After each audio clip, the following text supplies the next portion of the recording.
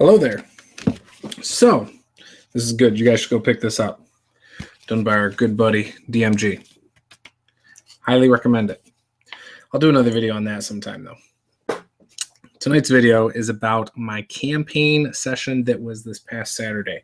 And sorry, but I was doing the prep video, and I'm not sure. I don't think the battery died because the camera still turned on. I think maybe I ran out of data, so I couldn't. I don't know how much it got. I have to go back and watch the full thing and go from there. I'll edit it and see if I can make a video out of it. But if not, it might be scratched. So if you were looking forward to that, I'm sorry.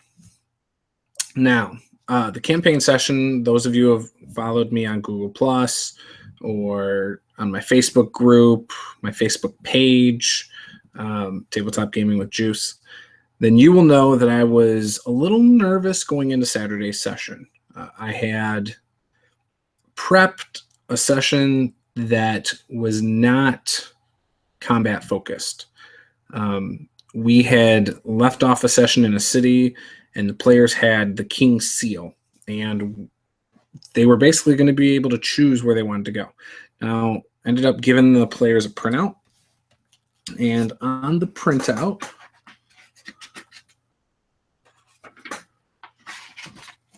let me pull it out, sorry. On the printout, I listed the directions they could go and the cities that were under those directions. This is I gave them a copy of this. So for instance, they could go northwest, north central, northeast, southwest, south central, or southeast. And I listed various cities under each one and a little like sentence or so, sometimes 2 sentences of what they knew about those cities. As an example, so where they were at, there were really only 3 logical places to go. They were on the north side of some mountains. They had just come from the south side through a valley, and they didn't really want to go back through it because it would have been a few days, and they would have basically encountered the same stuff they went through before. So they could have went northwest, north central, or northeast. Now with that, northwest, there were a few cities. Hill, which is where their NPC Hank Espildorn is delivering the King's Seal to. So there's one that they don't have to worry about going to. They could still go there, but they didn't need to. The other thing I said about it is that it's near the forest of Neverbright, which is because it's a very dark canopy of trees. Another city to the northwest was Gazimir. That's the closest city to them to the northwest. It's near the Valley of Endless Caves and the Forest of Neverbright. Now, the reason the players might not want to go there is they just got out of a valley. So I didn't anticipate them going that direction. And then the other one was a little bit further west, but they might as well have stopped at Gazimir before they got there. So I didn't think they were going to go straight there. Now, North Central was where they were at, which was the North Blade or the Iceblade Kingdom. Or they could have tried to go straight up to the coast and, whatever. But there weren't a lot of settlements, and there was none that they had to deliver their seal to. So we'll skip that section. The next was northeast. Now, there's 2 cities that way. One was Ironhaven. Ironhaven was a coastal and mining city because it's close to some mountains, but it's also on the coast. It was a racially diverse city. And that one of the player characters, his boat was at the docks there. So I kind of felt like they were probably going to go there. And that's what they chose. Now, they're still in the Iceblade Kingdom when they made this decision. While they did it, I made them all roll perception checks, and they noticed there weren't a lot of guards at the gates. In fact, there was only one up there, and he seemed to not be paying a lot of attention.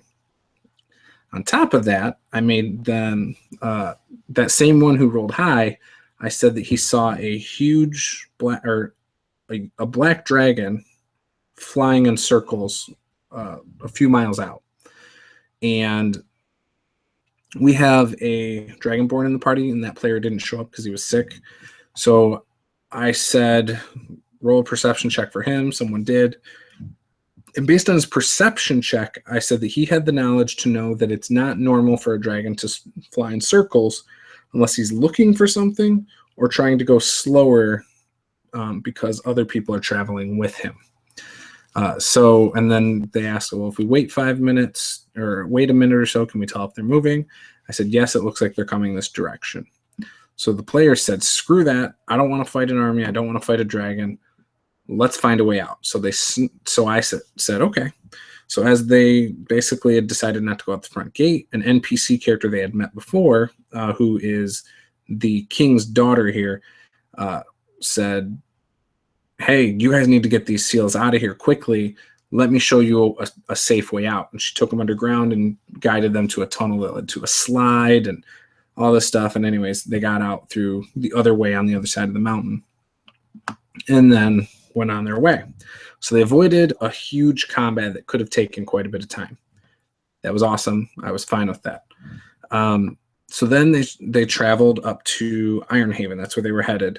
And while traveling to Ironhaven, so what I always do is I say, what is your plan?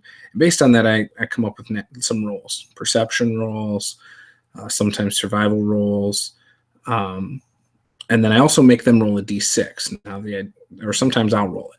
If I roll a d6 and it lands on a 1, there's going to be some kind of encounter. The perception roll was really bad. It was a 4, and the roll was a 1 on the d6. So with that, I made him roll the one in the front, make a dex save to avoid a trap. It was a hunting trap. Dodged it, but the trap went off, which then made barbarians, 6 of them, jump out, which I was using berserkers. They came out and attacked, and the combat was pretty close, but there were 2 things I was thinking. Either because they're barbarians and they're very tribal and don't have a lot of magic and aren't real familiar with it and it scares them, I was thinking that as soon as someone casts a spell, they'd run. But then I thought against that because I knew I didn't want a lot of other combat. So I figured, you know what, let's just see how this unfolds. And if depending on how things are going, they might retreat. 2 of the barbarians were dropped. It took a while. It was hard. The players were hurting. But once the first one dropped, they tried to run. And when they started to run, the second one was dropped. The other 4 got away. Now the players were like, oh, that was too hard. I feel like you pulled a punch. I didn't. I was planning on it not being a full fight in the first place. I thought it'd be quicker, but mind and was trying to play it how I thought they would be. So anyways, so they finished their travels to the city. Oh, actually, before that, I stole some inspiration from Acquisitions Incorporated. I had a waterfall and a pond and a river, and the players did not want to, swim in it or anything. They wanted to camp farther away from it since it was getting dark. In the morning when they were packing up, they saw a extremely large red dragon, larger than anything else they've ever seen in their life, perched on the mountain over the water, watching them. And the players retreated. They left, went up to Ironhaven, and once they got to Ironhaven, they split up. One of the players, the barbarian in the group, who's also a pirate, he decided to roleplay that his lost love was here. He also, and that was, I think, based on the fact that his boat was here, he also roleplayed that he had a helmsman that was in the tavern, and his name was Roderick. It was a gnome. And Roderick was very drunk. That's how I roleplayed him. And it led to some funny stuff, such as him being a recovering alcoholic and some good stuff like that. It led to some RP about what his wife would think of this, and basically said that his wife left him, and some other pretty funny stuff, such as like, how did he get this gold dagger, and because he has a really nice gold dagger now, and some other stuff. So anyways, it was really good. I think it's an NPC that could stick around for a while. So while the barbarian and our rogue, actually the barbarian and our dragonborn were hanging out there, the 2 humans went into the city, the nicer part, because the guards let them through. And then they were able to present to the king's guard one of the seals, enough to get an audience with the king the following morning. So they went back to the tavern, and by this time it's 3 days into their journey. This is the 3rd day. Went back to the tavern, And they'd spent a couple days before they left the first city in the city. In fact, their NPC friend Hank left 2 days before them, so he didn't know about the attacks on the Iceblade Kingdom at all. He was gone. So anyways, so they're back in the tavern, and the two humans can't stand the place. Even the Dragonborn can't stand this tavern, which I called the Itchy Dog Tavern, and it's owned by a goblin. And they didn't like it. They only liked it was the barbarian. I had the only thing they had to drink was pot warm mead, and it smelled disgusting. And then the only food they had was hot pigeon wings, or barbecue pigeon wings, or something like that. And again, they thought that was kind of cool. But so then the other players got there, and a room was already bought by the barbarian for everybody. So they stayed on it. Well, the beds were hay with a blanket on it. That was it. That was their bed. Nothing else. No pillows, nothing. Just a blanket on a couple bales of hay. And then I explained how like there were pictures on the wall of female goblins wearing like makeup and dressed sexy and stuff like that. It was funny. But so the next day they got their audience, and while they were waiting to speak to the king, they kept hearing other local, like the local people here telling the king in different times different things they were observing, such as the dragon cultists. Without saying that, they said, "Hey, these strange people with these pendants around their neck have been seen in town periodically, and we're really worried about them. And they're very antisocial, and yada yada yada." And then talk of pirates being seen on the coast and things like that to look out for, and some other things. And that made the players want to tell them about their encounters. But then also they presented the king's seal and said what was going on, and that they had overheard right before the end. They were like, "Yeah, we overheard some of what the others were saying, and we know a bit about that. We encountered some of those and here's their pendants that they were wearing." So they gave up 2 of them. They gave up. Actually, they didn't at this point. They just said, we'd heard about that. Well, the king and his king's guard ended the meeting and actually put the players up in a really nice room with a view really high up over the dock. Like you could see down to the docks. And ended up meeting them in the room to talk more in private. And it was the king, the king's guard, and the Lord's guard from Nelena Hill. So he had gotten word from Hank, who told his lord, and so he got on a boat and came straight here to relay the message and to talk it out with this king and then deliver that message back to the Lord. Well, when he found out that the Iceblade Kingdom was under attack and things like that, he felt, the urgency stepped up. The players felt like the urgency had just stepped up with all of this that's going on. And so they had given him a pendant, and they'd given the king a pendant there in that room, so that they could take it, so that the Lord's guard could take it back to Nelena Hill, present it, and say, "Look, this is legitimate. This isn't a farce. This is true. We need to act quickly." And then they left the other one with the king of Ironhaven, because he could show their army and things like that, and their soldiers in the city that, hey, look out for this and take care of it. So the king of Ironhaven decided, yes, I will meet with the Iceblade Kingdom immediately. I'm going to take some of my best men, and we're going to help them fend off this threat, assuming they're still standing. And the players said, okay, great, we're going to get on our boat and travel to the next city, which is Farwater.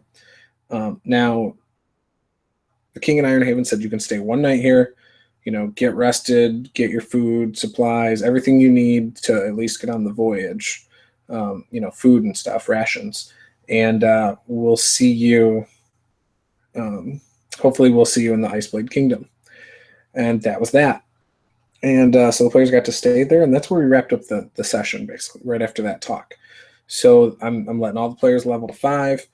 We're playing 5th edition, and I'm They're going to have a boat, a 6-person boat. It's a gnome boat, so it's got short walls, things like that. It's not built for these large people. And I have a dragonborn, half-orc barbarian, a human who's 6'3", another human who's like 5'11". I mean, these are big. This is a big group, very, very meaty. 2 of them have an 18 strength, I think, or maybe it's only one of them with an 18 and 2 of them with a 20 strength. And then the last one, the human rogue, is dex based with still like a 13 or a 14 strength. But yeah, so they're a good group, and it was all role play for the most part. I mean, we had maybe 30 to 40 minutes of combat, but for the most part, it was all role play, and everyone seemed to have fun. I wasn't sure how they'd take it, but it was good. So we're looking forward to the next session, and they're going to do some traveling by boat, or try to, and I'm going to have to prep that, but at least now I know exactly where they're going. So yeah, it should be fun. I'm looking forward to it, and I'm hoping I can get that prep video up. I'm hoping there's enough in it that I can post it. Like I said, if not, I'll scratch it and we won't worry about it. But yeah, so that's it. I hope you enjoyed this. If you've got some ideas for me, feel free to share them.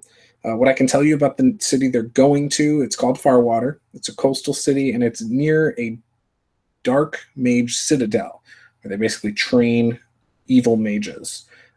Very tall.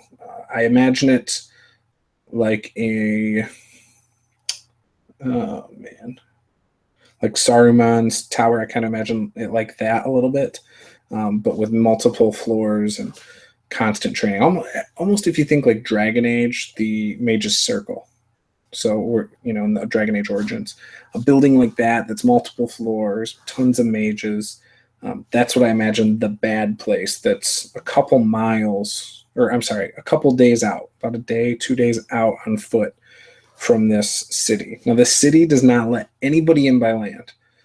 They refuse, and they're terrified of magic users. So that's where I'm going with it. They're basically anti-magic, and they're real close to this place that's pro-magic. So they do allow people who use magic, but they're very selective, and they're very careful. So anyways, so that's where I am. And yeah, like I said, I'd love your feedback, your ideas, thoughts. I'm always trying to, take good suggestions. I steal ideas all the time for my games, and I think it usually goes pretty well. So yeah, I'll talk to you guys next time. Thanks.